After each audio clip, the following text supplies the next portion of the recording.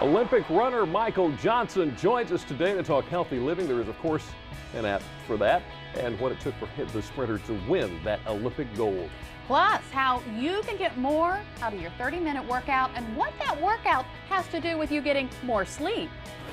Do you hear that running? Don't adjust your TV. I can't either. How the near silence can actually save you money. And power washing, much more than just running the water back and forth. Some do's and don'ts, and which mold could be permanent if you leave it alone for too long. Delmarva Life starts right now. Good afternoon, everyone. I'm Lisa Bryant. That looked remarkably like my house. Oh, did it? Oh, yeah. By the way. Where did we get that? Did we get my house done? Yes. No. All right. I'm sorry. Go ahead. Although today it would be a good day to be out power washing. Hey, everyone. I'm Lisa Bryant. I am Jimmy Hopple. Welcome to Delmarva Life from historic Studio D. And we would love to welcome our studio audience. Give a round of applause. Thanks for joining us today. This first day of summer. Actually, Almost. It's not summer yet. Summer begins in 3 hours. We have 3 hours of spring left. Man, it doesn't feel like spring today. Oh my goodness. I think the heat index got to it was somewhere between 105 and 110. Yeah. Hot. Hot. Yeah, it might seem logical that during summer's hottest days, the Earth is closest to the sun. However, when it's summer in the northern hemisphere, our planet is actually swinging far away from our nearest star. How about that? Isn't that something? That is something. Now, officially, when we're watching the 4th of July fireworks, I think it's about 10 o'clock at night, we are the farthest that we're going to be away from the sun. Seriously? Can you imagine if we were closer? I don't even want to think about how hot it'd be. Yeah. That air conditioner bill would be like... And of course, with the first day of summer, temperatures, well, we're feeling it this week. As you said, heat indices getting up into the triple digits. And we're going to start seeing temperatures in the 90s this week, a stretch of them at least. That means we're starting to see announcements of some cooling stations that are opening on Delmarva. The first one we know about is in Talbot County. It's at the Senior Center. That's on Brooklets Avenue. That is open today and will be open through Friday from 9 a.m. to 3 p.m. And Clay Stamp, the director of Talbot County's Emergency Services, said anyone can suffer from heat-related illness.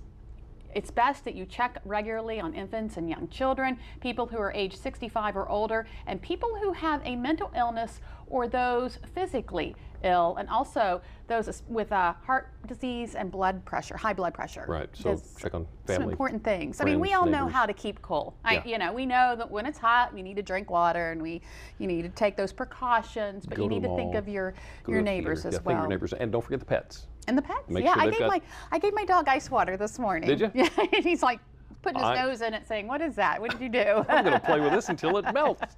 So be sure to get them water and shade as well. And talking about extreme weather. Yeah. This was the nice. In fact, you showed me these pictures from the guy. Yeah, it was in the Washington Post. Extreme weather photographer Jeff Burkus was at Assateague Island, the Assateague National Seashore. I guess this was Saturday night into Sunday morning. Now look close, look close. Yeah, you really need to look. He photographed the northern lights off the coast of Assateague. Can you see the greens and the purples City. there? You can just barely see it there. He said that he knew a geomagnetic storm was in progress while camping along the beaches of Assateague Island National Seashore. They were very faint to the naked eye, and only experienced skywatchers would be able to notice them. He said he pointed his lens to the north and used a long exposure of 20 seconds at f2.8, whatever that means. Which is the size of the aperture in the lens. Oh, okay. Yeah. Thank you. I don't know that. He captured the faint hues of the Aurora Borealis over Ocean City, Maryland. And he was saying it's easier to see it on film in the picture because, how do you say, light is additive. In other words, because he left the shutter open for 20 seconds, the light kept having the effect on the film. So you couldn't see it as well with your naked eye as you could on film. Yeah. Because all the light accumulated there. That is really neat. That is amazing. And they were saying that we're going to see it farther south and farther south this year. We were just talking about that, I think, last week. These pictures, by the way, were in the Washington Post if you want to look them up, because he also caught a picture of a falling star. I think, was it a meteorite? Yeah, and it exploded twice when it was coming in. You could see it on the film. It was awesome. Absolutely. Wow. So you got green, you got purple, and you got blue. Right. And it's not the only blue thing off the coast of Ocean City. That's a nice transition. It worked out pretty well. Blue lobsters, right? Blue, yeah. Take a look at this thing. I hadn't seen this thing before you guys showed it to me this morning. That's a lobster. It's blue. Authentically blue, it's supposed to be. Yeah. a couple, this was Mike Parker actually supplied this video to us of Outdoors Delmarva. This was found off the coast of Ocean City. Not sure why it's blue. I'm sure the scientists know. Well, apparently, but it's not like a mutant or anything. No. Well, maybe it is a mutant. I don't know, but it's not like it was colored or tinted or anything like that. Right. But at any rate, that lobster, I think his name is Toby. They named him Toby. Toby the Blue Lobster. Toby the Blue Lobster I hear a children's book coming. is on his way to the National Aquarium in Baltimore. Wow. So, yeah. How cool is that? That is cool. Go see him there. Weird things happening in Maryland. You know what? We're talking about the Northern Lights over Ocean City. We're talking about blue lobsters. There's actually, if you like to fish, it is your weekend in Ocean City. There's a couple of tournaments that are coming up this weekend. Friday, the Maryland Saltwater Sport Fishing Association's 23rd annual tournament. And Saturday, the Ocean City Marlin Club has their 33rd small boat tournament. If you want to know anything about either one of those, you've got the information on our website. You can go there and find out about when either of did the they tournaments. call it the tournament? Is that the same as the tuna tournament? Tuna tournament? I don't know. Yeah. I'd never heard of the tournament before. Maybe but they decided, someone came up with it and said, hey, let's call it the tournament. I have an idea. Pretty clever. Well, you may remember last winter when we told you that Ocean City is going to try to beat the world's record for the longest bikini parade. Bikini parade. There is actually a Guinness World Book of Records record for that. So they talked about trying to do this, and they're going to build it around an entire event, actually a series of events in Ocean City, and there's a lot of benefit that's coming to it as well. It's going to benefit some charity. They've set aside the last weekend in August for this to happen, and they're actually going to have a Guinness official representative out there to count all the two-piece. And see, I think the record's 450. They set it in Florida last year or a year before. Okay, so there's an official bikini counter. I know there's some guys in the studio who are kind of like, well, how do you get that job? So you and I didn't have to worry about it. Did anybody here have? Probably not.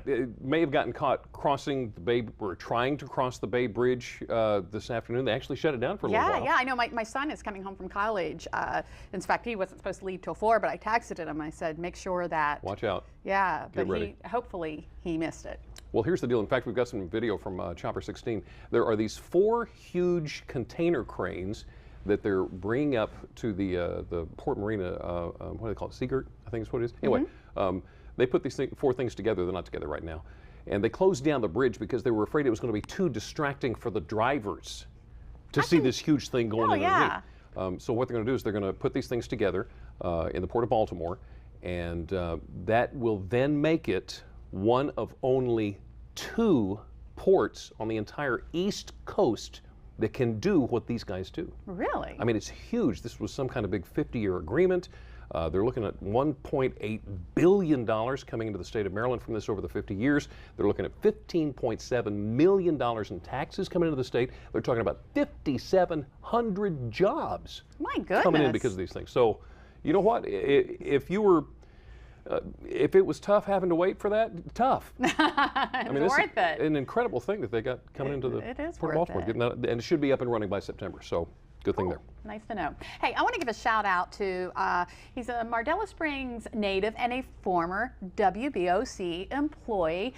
His name is Eric Walter. There he is. He's making his mark in Hollywood. This is actually from an ABC Dateline special that aired last summer. Eric has made a documentary film called My Amityville Horror, and it's getting a world premiere at the Fantasia Film Festival in Canada. Wow. Yeah, this guy, he used to run camera here in the studio. in historic Studio D. The documentary is an interview with Daniel Lutz, who lived in the infamous house in Amityville, New York, I believe. Which the original movie was about? Which the original book and then movie was about. Okay. It's his version. He recounts his version of the hauntings that terrified his family back in 1978.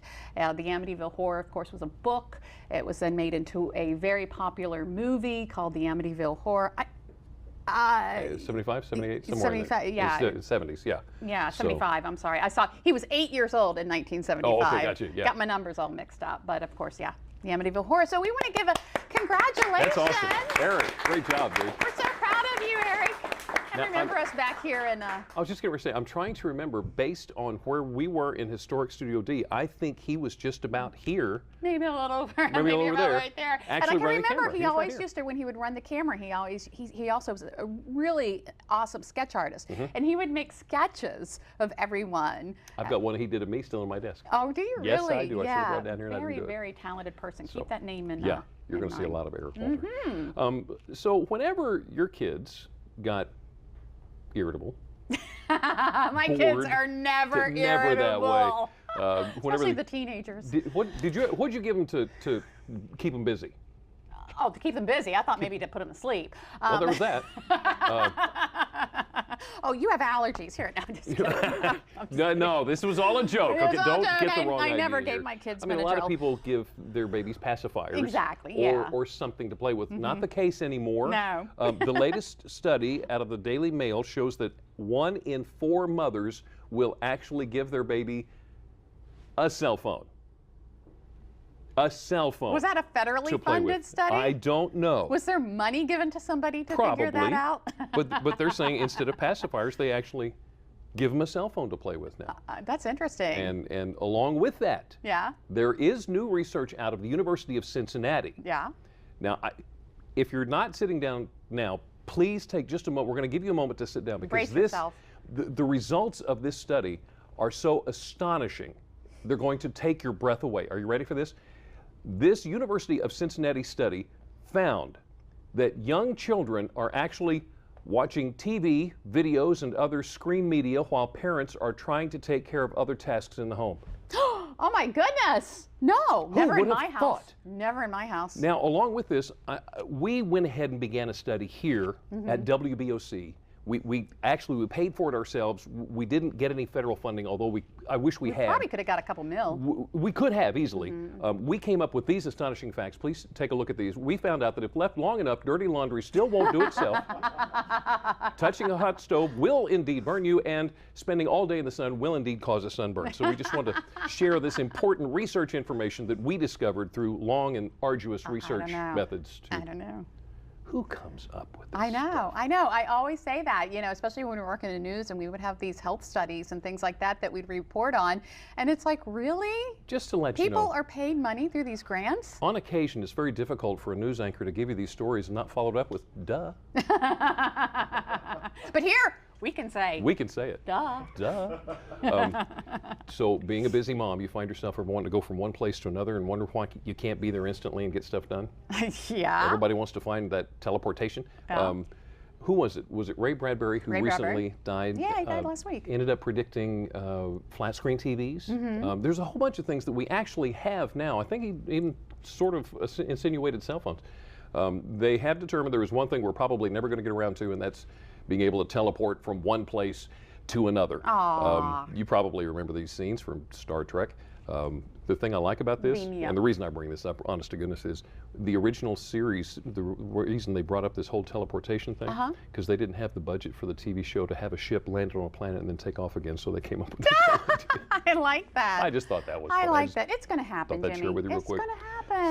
Someday. I mean, remember they used to say that we would be able to talk to our friends on our watch. You're right. Well, it's not our watch, it's our phone. Dick Tracy did it. Still to come on Delmarva Live, former First Lady Laura Bush will soon be in town. We'll tell you what message she's trying to spread and how you can get in on the action. Plus, many of us remember that Olympic moment when Michael Johnson sprinted his way into the history books in 1996. We are going to talk to him about that special moment in history. And Delmarva Life, life at its best here on Delmarva.